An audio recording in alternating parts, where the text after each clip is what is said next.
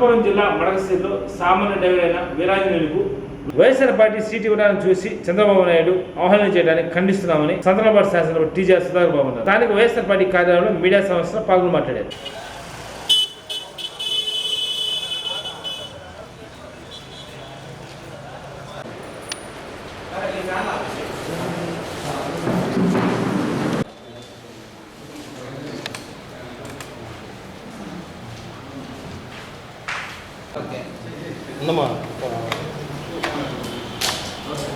ఈరోజు press meet యొక్క ముఖ్య అంశం అనంతపురం జిల్లా మడకశిర అభ్యర్థిగా వైఎస్ఆర్ కాంగ్రెస్ పార్టీ అభ్యర్థిగా ఓ సామాన్యమైన కూలీ టిప్పర్ డ్రైవర్ వీరాంజనేయులను ఆ పార్టీ అభ్యర్థిగా నియమించింది జగన్మోహన్ రెడ్డి గారి యొక్క ఆదేశాలు. అంతకుముందు తనులు గారు పద్మావతి గారు విద్యావంతురాలు వారి అభ్యర్థిగా ఉన్నారు. వారి స్థానంలో వీరాంజనేయులు గారిని అభ్యర్థిగా పెట్టారు. దానిని అపహాస్యం చేస్తూ సుదీర్ఘమైన రాజకీయ అనుభవం కలిగిన రాజకీయవేత్తగా మాట్లాడాల్సిన మాటలను నారా చంద్రబాబు నాయుడు గారు ఆయన మీద అవమానకరంగా మాట్లాడటానికి కనిపిస్తుంది. వీరాంజనేయులను అభ్యర్థిగా పెట్టడాన్ని అనే అంశాన్ని స్వాగతించాలి, అభినందించాలి. మరిన్ని నిర్ణయాలు ఏ విధంగా చేయమని ప్రజాస్వామ్యాన్ని కోరుకునే ప్రతి రాజకీయవేత్త చెప్పాల్సిన మాట. కానీ ఈ దేశంలో దరిద్రమైన నికృష్టపు మనస్తత్వం కలిగిన నారా చంద్రబాబు నాయుడు మరోమారు తన నైజాన్ని బహిర్గతం చేశారు. చాలా బాధ కలిగింది. అత్యవసరంగా మీ ముందుకు రావడానికి గల కారణం కూడా ఎన్నికల సమయంలో తను ఒక రాష్ట్రానికి ముఖ్యమంత్రిగా కావాలని కోరుకునే స్థాయి వ్యక్తి ఒక టిప్పర్ డ్రైవర్ని అసెంబ్లీ అభ్యర్థిగా పెట్టడాన్ని స్వాగతించాల్సింది పోయి అవహేళనగా బహిరంగ ప్రసంగంలో మాట్లాడుతున్న దాన్ని మేము రిసీవ్ చేసుకున్నాం. మీరు బాగా గమనిస్తే పాత్రికేయ మిత్రులారా, సమాజ ప్రేమికులారా, సమాజాన్ని దిక్సూచిలాగా పనిచేసే మీడియా నా తోటి సోదరులందరూ బాగా గమనించారు. దీని మీద చర్చలు జరగాల్సిన సమయం ఆసనం. నందిగం సురేష్ అనే ఒక సామాన్యమైన మండల స్థాయి విలేజ్లో ఉండే నాయకుడు ఈరోజు 2వ వారం పార్లమెంట్కి వెళ్ళబోతున్నాడు. ఈ రోజున నలుగురు అతి సామాన్యమైన వ్యక్తులు, వాళ్ళలో మన మడకశిర ఆంజనేయులు కూడా. నిజమే, ఆయన టిప్పర్ డ్రైవరు. టిప్పర్ డ్రైవర్లు అసెంబ్లీకి వెళ్ళకూడదా? రైతు కూలీ, రోజువారీ కూలీ చేసుకునే వ్యక్తి ప్రజలకు నాయకుడిగా ఉండటం తప్ప. జగన్మోహన్ రెడ్డి గారికి నారా చంద్రబాబు నాయుడుకున్న వ్యత్యాసం అదే అని మనం చేస్తున్నాం. జగన్మోహన్ రెడ్డి గారి సమాజాన్ని సంస్కరణలతో ఒక కొత్త రకమైన ఆలోచన విధానాలతో ముందుకు తీసుకెళ్తుంటే చంద్రబాబు నాయుడు మాత్రం తన పురాతనమైన తన మూలాలలో, తన జీవితంలో, తన బ్లడ్లో ఇంజెక్ట్ అయి ఉన్న వేర్పాటువాదము, కులవాదము, చిన్న కులాలను, చిన్న వ్యక్తులను అణిచివేసే ధోరణి, ఈ విధమైన అవాకులు చవాకులు పేలే ధోరణి ఇంకా మారలేదు అని చెప్పడమే ఈరోజు నా ప్రెస్ మీట్ యొక్క ముఖ్య ఉద్దేశం. గతంలో కూడా మిత్రులారా మీరు గమనించారు, దళితుల్లో పుట్టాలా అని ఎవరైనా కోరుకుంటారా అన్నాడు. అంటే ఆయన ఉద్దేశం దళితులు మనుషులు కాదని. వాళ్ళ పార్టీకి సంబంధించిన ఆదినారాయణ రెడ్డి ఇప్పుడు బీజేపీ నాయకుడు, వాళ్ళు వీళ్ళిద్దరూ కలిసేటప్పుడు ఆయనేమో మీకెందుకు రా చదువులు, మీ దగ్గర వాసన వస్తుంది, మీకు రాజకీయాలు అవసరం లేదని చెప్పాడు. చింతమనేని ప్రభాకర్ ఇప్పుడు మళ్ళీ తెలుగుదేశం పార్టీ క్యాండిడేట్, ఆనాడు విప్పుగా ఉన్నాడు. ఆయన దళితులకు రాజకీయ అవసరం లేదని చెప్పాడు. రాకపోగా తెలుగుదేశం పార్టీ వాదాలలో దళిత వ్యతిరేక భావాజలం ఉంది అని ఈ రోజున మళ్ళీ మడకశిర వీరాంజనేయుడి మీద చంద్రబాబు నాయుడు ఆ విధమైన ఆరోపణ అవహేళనగా మాట్లాడటాన్ని మేము ధృవీకరిస్తున్నాం. మీరు పక్క రాష్ట్రాల నుంచి కులాలకు సంబంధించిన నాయకులను తీసుకొచ్చిన ప్రచారంలో పెట్టినా లేదా మీ పార్టీలో ఉన్న దళిత నాయకులతో వైఎస్ జగన్మోహన్ రెడ్డి గారిని నోటికొచ్చినట్టు తిట్టించినా ప్రాథమికంగా నీకున్న భావాజలం దళిత వ్యతిరేకివి అనే విషయాన్ని అనేక మార్లు మీరే మీ మాటల ద్వారా, మీ చర్యల ద్వారా, మీ నిర్ణయాల ద్వారా మీరు ప్రూవ్ చేశారు. మా దగ్గర ఉదాహరణలు ఇప్పటికి నేను 4 ఉదాహరణలు చెప్పాను. అవంతరం ఎన్నింటిలో దృష్టిలో పెట్టుకొని జగన్మోహన్ రెడ్డి గారిని గెలిపించమని, జగన్మోహన్ రెడ్డి గారు పెట్టిన అభ్యర్థిని గెలిపించమని, అలాగే చంద్రబాబు నాయుడు చేస్తున్న ఈ కుయుక్తి రాజకీయాలకు పరాకాష్ఠగా క్యాండిడేట్ల మీద చేస్తున్న అపవాదులను మీ మధ్యలో చర్చకి వదులుతుంది. మీరే న్యాయ నిర్ణేతలు కదా, ఏ టిప్పర్ డ్రైవర్ ఎమ్మెల్యే క్యాండిడేట్లు కాకూడదని అడుగుతున్నాం. నువ్వు పెట్టిన కార్పొరేట్ శక్తులు, ఐఆర్ఎస్ ఆఫీసర్లు, ఐపీఎస్ ఆఫీసర్లు, ఐఏఎస్ ఆఫీసర్లు లాంటి వాళ్ళే ఎమ్మెల్యేలు అవ్వాలని అడుగుతున్నాం. చిన్న కుటుంబాల్లో పుట్టిన వాడికి బాధ తెలిసింది. నిమ్న కుటుంబాల్లో అట్టడుగు వర్గాల్లో పుట్టిన మురికి కూపాల్లో ఉండేవాడు రేపు చట్టసభలోకి వస్తే ఆ మురికి కూపాల్లో ఉన్న బాధలు చెబుతాడు. అసెంబ్లీలో అనేకమైన అనుభవాలు చెప్తాడు. తద్వారా ఆ చట్టసభల్లో చట్టాలను మార్చుకుని సంస్కరణ చేయడానికి అనువుగా ఉంటుందని చెప్తూ సెలవు తీసుకుంటాం. ఒంగోలు నియోజకవర్గం వడ్డీల ఆత్మీయ సమ్మేళన కార్యక్రమం ఏప్రిల్ మొదటి వారంలో జరపాలని నిర్ణయించామని వడ్డీల సంఘం జాతీయ అధ్యక్షుడు తల్లి ధర్మరాజు తెలిపారు. స్థానిక శుభ్రవారం వద్ద ఏర్పాటు చేసిన కార్యక్రమంలో పాల్గొని మాట్లాడారు. ఈ కార్యక్రమంలో ప్రకాశం జిల్లా వడియరాజు సంఘం జిల్లా కన్వీనర్ తన్నీరు నాగేశ్వరరావు, బెల్లంకొండ అశోక్, వల్లెం మురళి, యనమల మాధవి, పల్లపు శేష్ కుమార్, బండారు మల్లికార్జున్ తదితరులు పాల్గొన్నారు.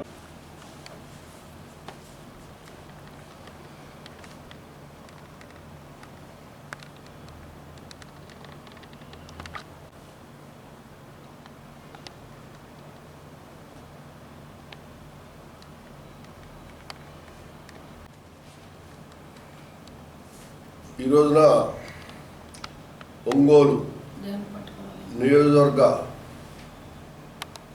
వడ్డెర సంఘం సమావేశం ఒంగోలులో సివిఎన్ క్లబ్లో సమావేశం జరుగుతుంది. ఈ సమావేశానికి వీళ్ళందరూ కూడా ఇంకా మన మండల నాయకులంతా కూడా పాల్గొన్నారు. ఈరోజు ఈ సమావేశంలో నిర్ణయించింది ఏంటంటే, గతంలో 75 సంవత్సరాల నుంచి స్వతంత్రం వచ్చిన తర్వాత ఎన్నో పార్టీలు మారినా కూడా ఏ పార్టీ కూడా వడ్డీల గురించి పట్టించుకున్న నాదుడే లేడు. ఎక్కడేసిన గొంగడు అక్కడ అన్నట్టుగా ఉండే క్రమంలో వైఎస్ రాజశేఖర రెడ్డి గారు ముఖ్యమంత్రిగా వచ్చిన తర్వాత వడ్డీలకు గుర్తింపు వచ్చి వడ్డీల సంఘం మీటింగ్లకి 4 మీటింగ్లు ముఖ్యమంత్రి హోదాలో పాల్గొని అప్పుడు రాజకీయ ప్రాధాన్యత కల్పించడం జరిగింది. ఒక ఎమ్మెల్యే సీట్ ఇవ్వడం జరిగింది, 4 మున్సిపల్ చైర్మన్లు ఇచ్చాడు, ఒక హస్తకళల చైర్మన్ ఇవ్వడం జరిగింది. అదే కాకుండా స్థానిక సంస్థల ఎన్నికల్లో చాలా పదవులు ఇచ్చాడు. తర్వాత వచ్చిన ప్రభుత్వం అసలు ఎక్కడేసిన గొంగడు అన్నట్టుగా ఒక్క సమస్యను కూడా పట్టించుకోకుండా, ఒక్క రాజకీయ ప్రాధాన్యత ఇవ్వకుండా వాటిని మళ్ళీ వెనక్కి నెట్టింది. తర్వాత వచ్చిన జగన్మోహన్ రెడ్డి గారు మళ్ళీ ఒక ఎమ్మెల్యే సీట్ ఇవ్వడం జరిగింది. తర్వాత ఆసియా కనుగల పెద్దదైన మిర్చి యార్డు చైర్మన్ ఇవ్వడం జరిగింది. కార్పొరేటర్ ఇచ్చాడు. గుంటూరు కార్పొరేషన్లో గుంటూరు జిల్లా పరిషత్ వైస్ చైర్మన్ ఇచ్చాడు. ఇక మన వడ్డెర ఫెడరేషన్కి డైరెక్టర్ని చైర్మన్ ఇవ్వడం జరిగింది. అదే కాకుండా బయట సంస్థ అయినటువంటి వడ్డీల కార్పొరేషన్కి డైరెక్టర్గా ఇచ్చాడు. ఇంకా బీసీల ఫైనాన్స్కి కూడా డైరెక్టర్గా ఇచ్చాడు, మైన్స్కి డైరెక్టర్గా ఇచ్చాడు. ఇలా చాలా కార్యక్రమాలని వడ్డీలకు చేయడం జరిగింది. రాజకీయ ప్రాధాన్యత కల్పించడం జరిగింది. కానీ తర్వాత ఇప్పుడు ప్రభుత్వాలు కొంతమంది వాళ్ళ అమ్మిడి తిరుగుతూ మాకు ఈ రోజున మళ్ళీ మాకు మంచి అవకాశాలు కల్పించి మా వడ్డీలకి అభివృద్ధికి ఇంకా ఎక్కువ తోడ్పడాలని చెప్పని మనం కోరుకుంటూ త్వరలోనే ఒక ఆత్మీయ సమ్మేళనం పెట్టాలని ఈ నియోజకవర్గంలో నిర్ణయించడం జరిగింది.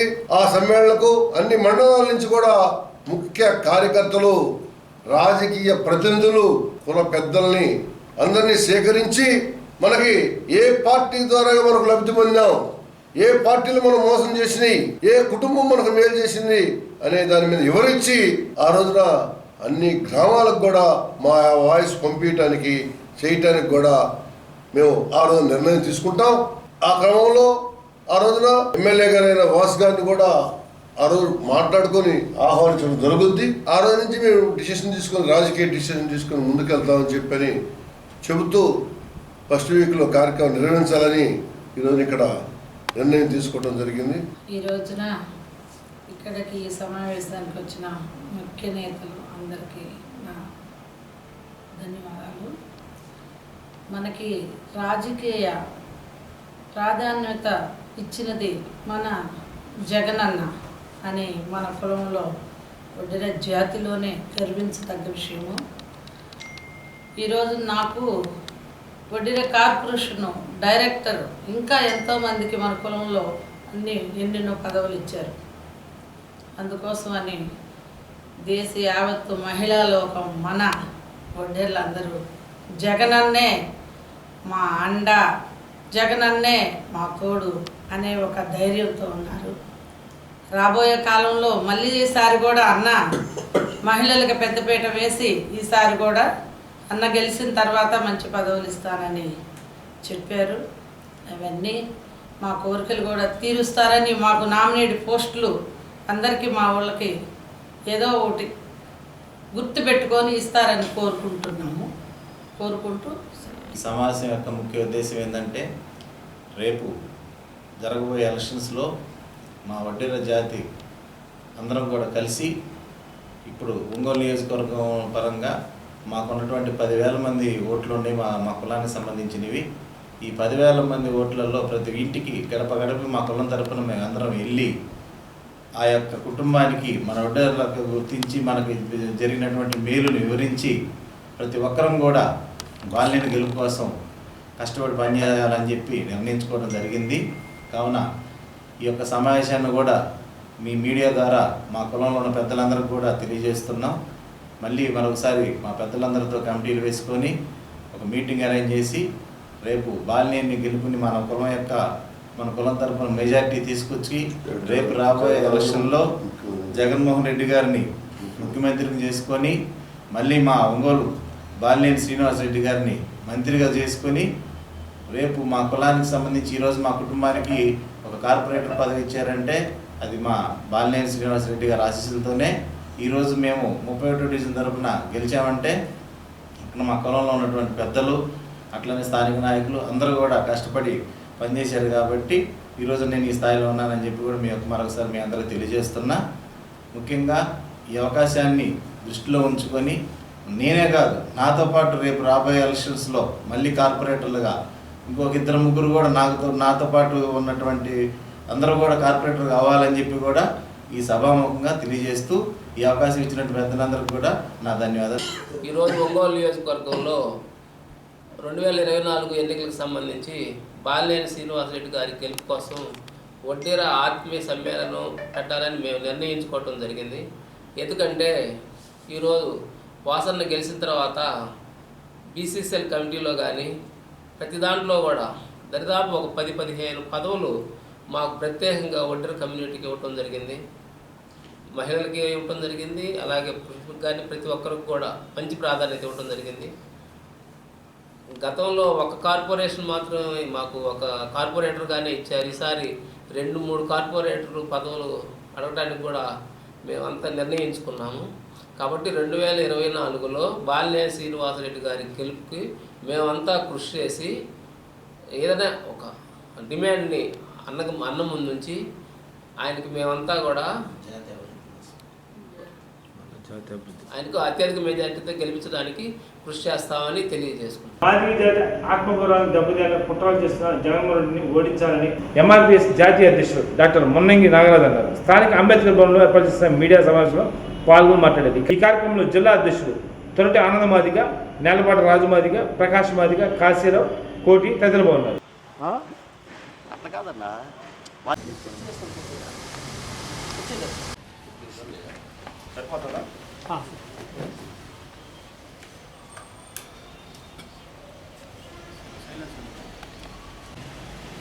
ఒక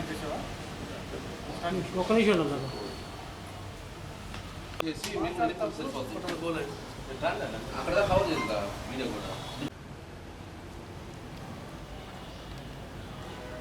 ఆంధ్రప్రదేశ్ రాష్ట్రంలో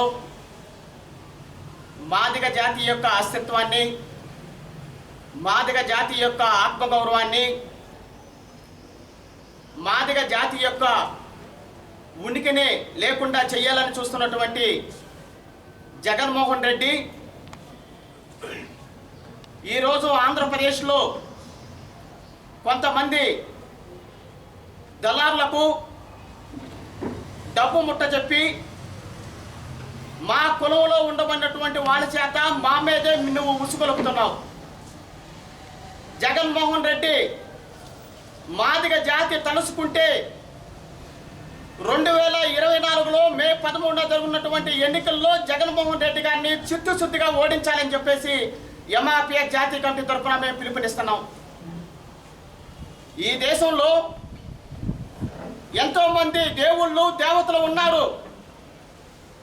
ఎంతోమంది దేవుళ్ళు దేవతలు ఉన్నప్పుడు కూడా మాదిగల జీవితాల్లో మార్పు జరిగినటువంటి సందర్భం ఎప్పుడు కూడా జరగలేదు.